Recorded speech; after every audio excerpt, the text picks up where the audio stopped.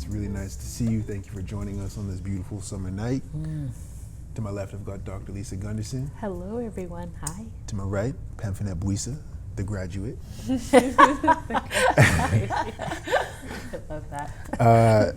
So tonight, we wanted to talk about what's next, those moments of transition in our life. You work hard to achieve that thing, and then you get there, and you think, what next?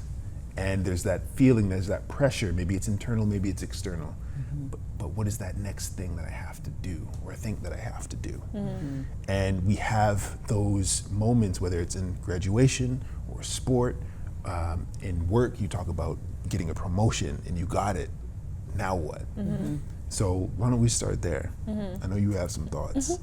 Yeah, I find that especially after graduation, a lot of questions like, so what do you plan to do with your degree? Yeah. Oh, right. Like Yep. a week after. And I'm like, Exactly. like, am I supposed to have the answers? But it's just really interesting, that pressure that comes up of like, I have to have an answer, and if you don't have an answer, it's kind of like, what am I doing? And I think, like, especially because my degree, like, it took a long time before I completed it, and I was working so hard, and I got there, and I was like, okay, I could apply for jobs, but also I can do literally anything. Yeah. Not that I couldn't necessarily, but now that there's different doors that are opened, and just that feeling of feeling overwhelmed almost, of like, okay, now I'm supposed to know what I'm doing with my life, and I'm supposed to be confident in it, and then like do the thing and get a big girl job, and I'm like, I actually don't know. Yep. I don't know what I'm doing next week. I don't know. And it's interesting also that week, because there was a lot of transition that arise, like Olympic selection and different things in the same week. So all of that is happening at the same time of, what do I do now? What do I do next? How is the next way do I define myself? And I think that I feel like comes up with like attaining something, achieving it, or not, whatever, but you've worked towards something, and what do you do with that?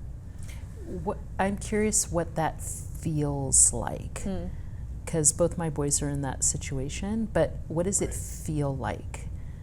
I think for me, at least right now, it's some days I'm like, wow, I'm really happy, I'm like really up. Other days it's like, it's almost like the blues you feel, like you remember the like, did I enjoy my time while I was there? Like I feel like a lot of the times we seek the end goal, and once we get there, it's kind of like almost like grieving in a weird way. It's like and I think the reason why I'm saying grief, because it's kind of like an evolving, different emotions arise. I think like the joys of like, man, I got there and I'm like feeling it, and then other times it's like, oof, like I don't know if I was fully, basking in the journey at all. Or did I enjoy the hard days too? And I think that like a lot of how sometimes when we're trying to go towards something, we really like romanticize that end goal, but then once we get it, it's great. But also, if you don't enjoy the days, it can kind of feel like fleeting. It's just an evolving feeling. So I think sometimes it feels unsettling. Other times it's like I feel so sure, I have whatever experience to like back whatever I'm doing. But I think it's really up and down, at least for me. I mean, for me, it was a little anticlimactic. All of the excitement happened during my semesters, during my studies.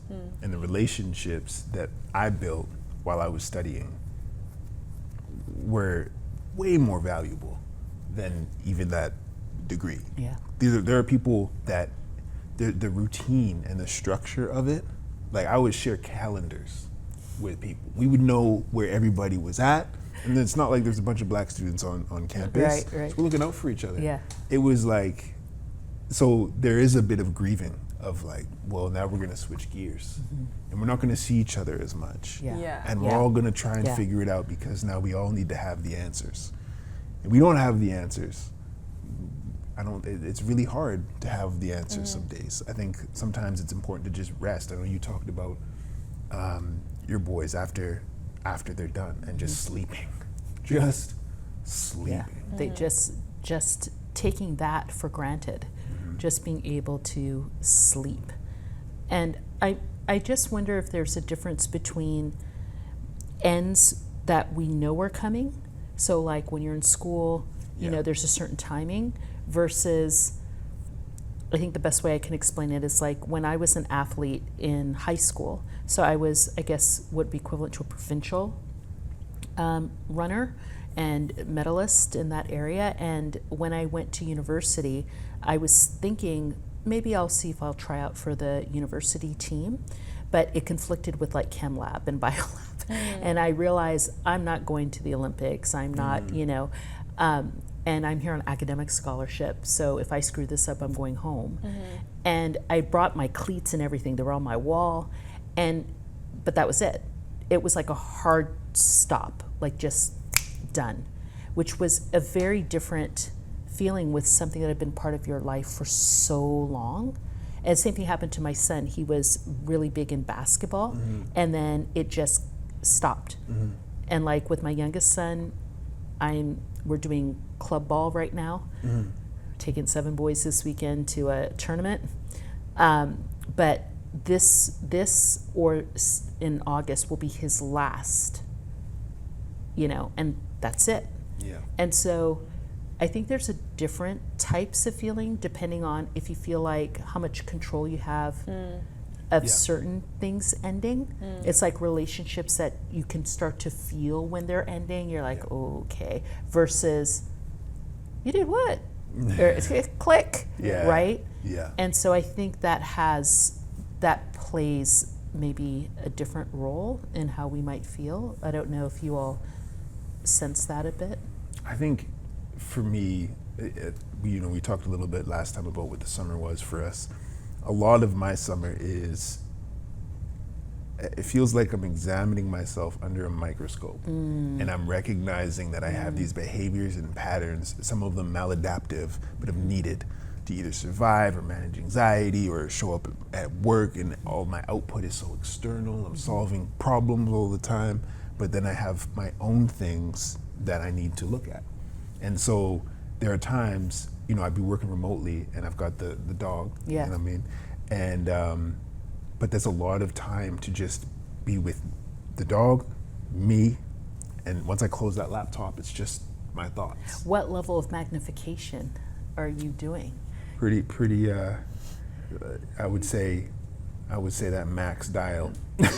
I would say we're cranked, because what I'm noticing is that there are a lot of strategies that I've developed from childhood that still pop up while I'm working, and I'm really looking closely at them. Like, why is that there? And I'm having the time. It feels like I have the time and the space to ask myself these questions, and look at, you know, why is this a trigger?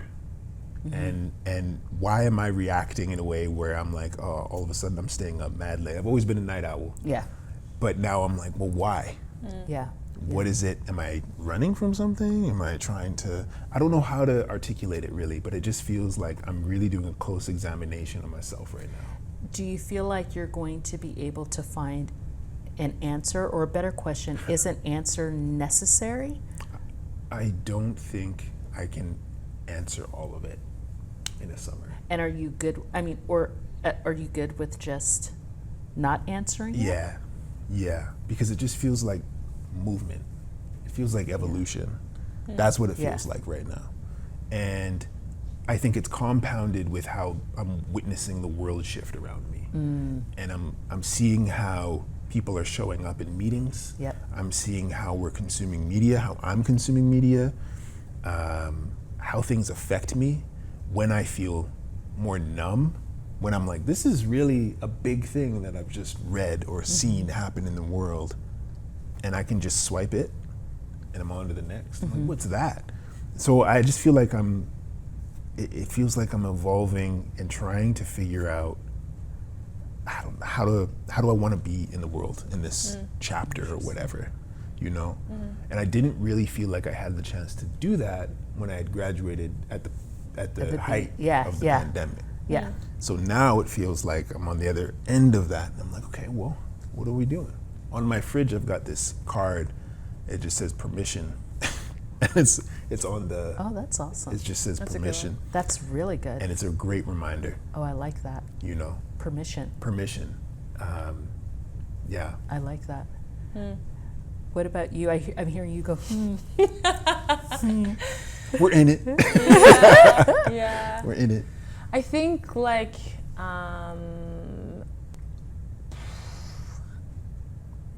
I think I agree with the like how should I say? This time is like deep into transition. I think like yeah, I mean we'll talk about it. It's the fam. So I think like with Olympic selection not going my way, I think I'm even more hyper focused on how my time has been allocated and where I put my energies.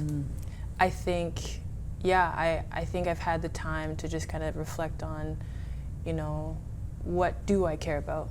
What do I want to continue? What do I want to stop? And I think that extends beyond sport. I think just like in work and in, you know, relationships and things like that, just like examining, like when you're in go mode, you're not really seeing how your time is being used. You're just like, hey, I have to be here, I have to make sure I'm on time, I'm thinking, and then when everything kind of like, and you know, at that time you're talking about the pandemic, like when your life is forcing you to stop, you're kind of like, okay, like what do I do? And I think kind of similar to what you're saying about like that numbness is realizing that I'm noticing the more time I have by myself, the more I'm less able to feel numb, which I think is causing a lot of discomfort for myself. So I think like certain things that I would just see that would be traumatic, and I'm like, oh, it's just like, let me swipe, I see it. I'm like, I actually need to stop engaging with my phone. So like these days, it's weird. People are like sending me messages and checking in. And I'm like, I actually feel stressed out being around my phone, which has never really happened. I was going to say, that's something. It's If never. y'all been watching us for a minute, that's something. I know. Yeah. So it's weird. I feel like my capacity to feel numb for certain things has significantly decreased because I feel like I'm now in a space where I'm actually feeling more, which is something I'm not necessarily used to. And I think I'm a lot more aware of how others make me feel, how certain situations make me feel, and how I choose to show up in it or not. And I think that's kind of there that like certain times, again, when you're on go mode, you just go through the motions. And other times it's like, I actually don't want to. Actually, no. And I don't think I have flexed that muscle enough of the no. So I think that's kind of what I'm noticing, which is bringing up a lot of discomfort where I'm like, like I think when you get that shock of, you know, disappointment, or you're working towards something or whatever it may be, and it's kind of like, like let's check in, and like realizing like, oh, I actually haven't checked in for a hot minute now. So Is it sometimes being afraid to check in because of how deep that well might go? His PhD is I working know, right she's now. His a- PhD yeah. is working. What are we Dr. doing? G. Yeah, come it's on, Dr. man. to you. Come on, man. Yes, short answer, yes. I think there's the surface level check-ins that happen. I think, you know, it's like, oh, That's real talk like, right whoop, there, honestly. like, you know, you're like, Yeah. oh, like, We're all guilty. probably Yeah, not that we all good, are. but okay, we keep pushing. Yeah. But I think like, yeah, when, you know, something happens in your life, you know, like, as I mentioned, like, selection doesn't go your way, and you're like, I actually have to think now. I have to sit with, how do I feel? How did this make me feel? And on top of that, how do I, you know, you in my instance, like, I make a commitment to my team. How do I show up for my team? How do I show up for myself? And actually realizing that going through the motions, especially when your day completely looks different, you actually have to think about what motion is next. So I think like with that, I think like short answer is like, with a abrupt change in your days, I feel like it forces you to question, like, where am I actually at? And it's like, tough. Before I add anything? Did you have anything that was top of mind? I was just thinking that I realized that it's interesting to me because we're different ages, but in similar kind of spaces. And for me, one of the things coming back from this pilgrimage is I realize I'm coming back inside feeling just much more grounded. And I'm very curious to see how that actually manifests. Like I can literally feel it. Like I just feel in a different way.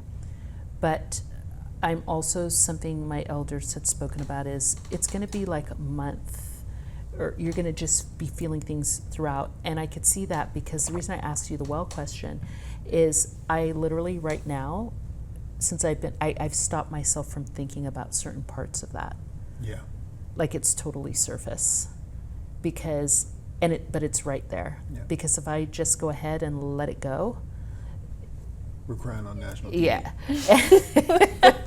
And it's finding a place where you can actually give it the honor that it's due. Yeah. And I want to be able to do that while also just, but being able to know that I think is a big deal. Like being able to know that, okay, now is not what I want to do and where, but there's an overall feeling of groundness that to me is transformational in different ways. I feel like Yeah. that groundness you're talking about, my perception of it is almost like it's like protection. So when you're going into spaces, Yeah. like the meeting you were just in, or the Yeah. meetings that you're moving forward, it's Yeah. like you've got this field around Yes. you. It's protection, It is totally. which is Yeah. really amazing.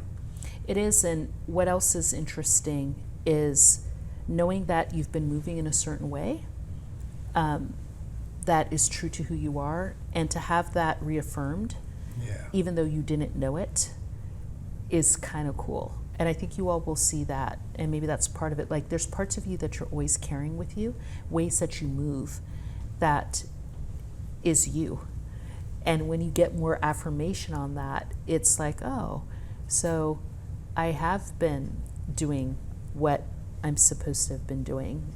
And we'll talk later about the crossroads, but that's why I was asking you that piece on, it's one thing to analyze yourself and try to figure out certain things, but there's also pieces of yourself that are you. Mm-hmm. So it's like, are you looking at the piece like a puzzle, looking at it, analyzing it, and putting it back? Yeah. Or looking at it and tossing it away?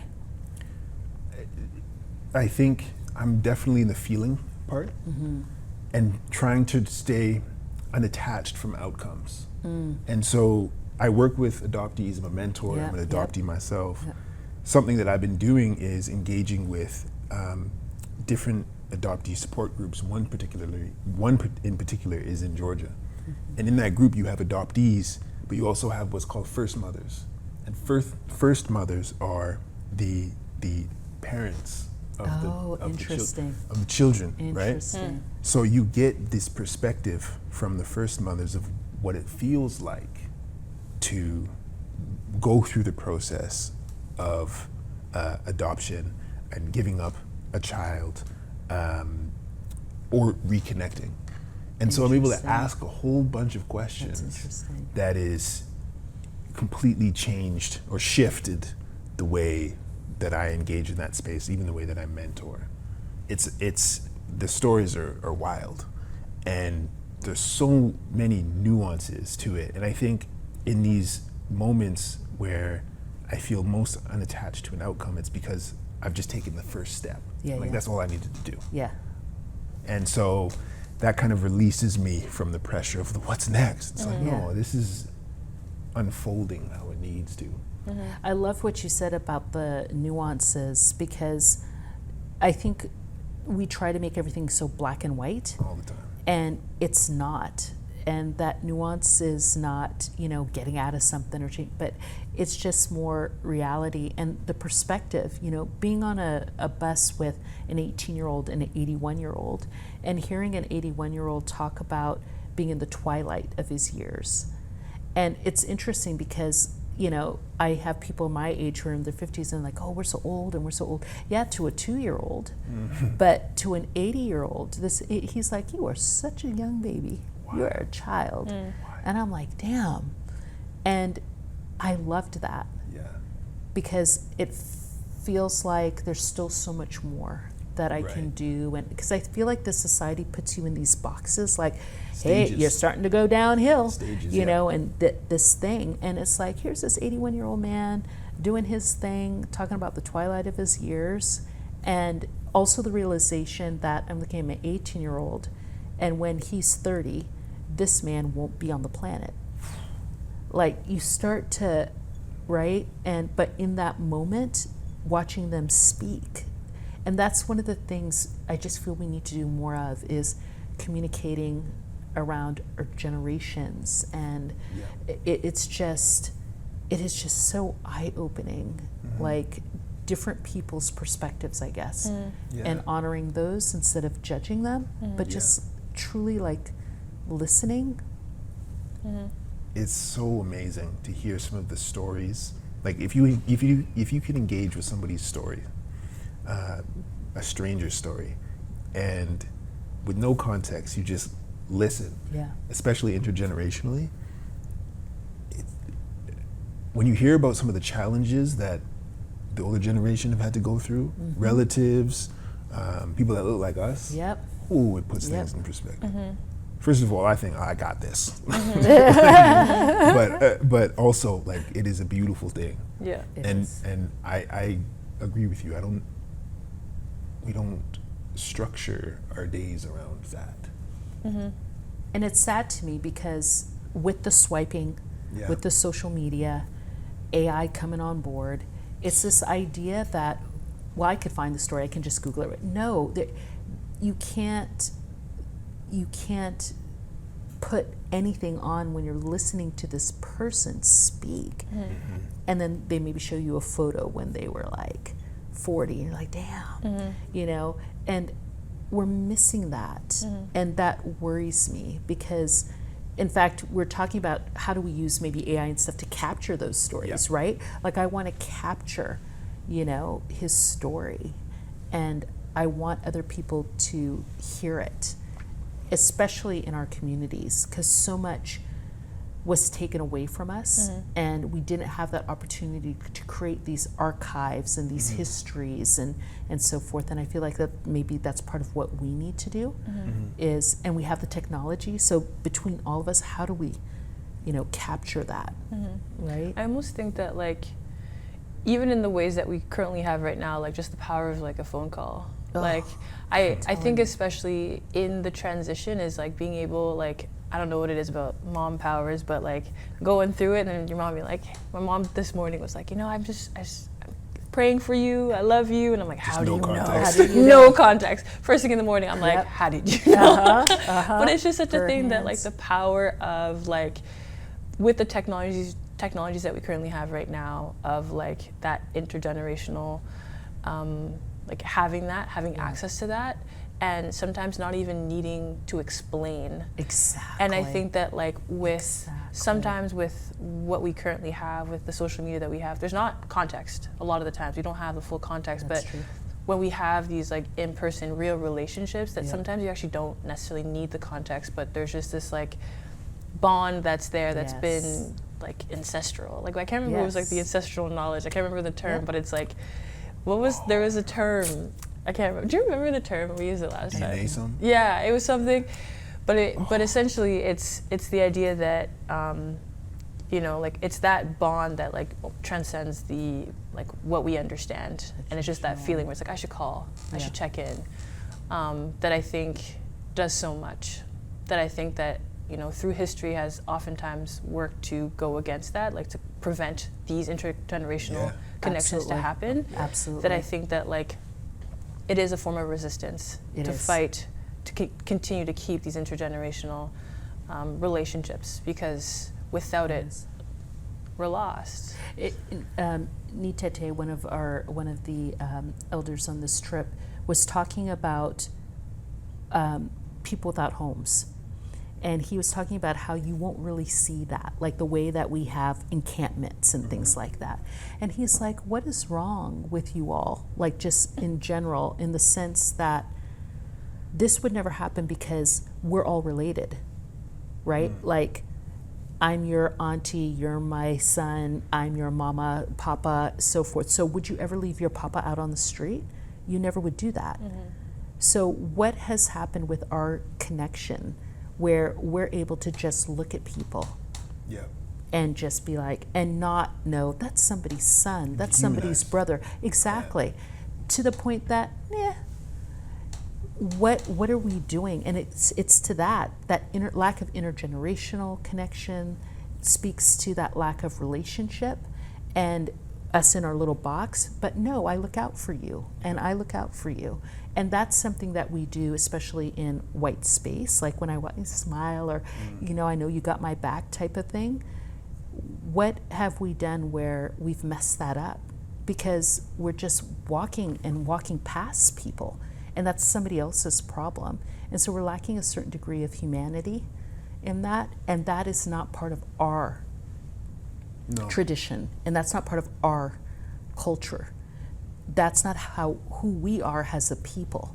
And so when we operate in a society that is doing that, that's causing us much more mental and physical stress and strain, especially because we're disproportionately represented in those spaces. So we have to operate differently.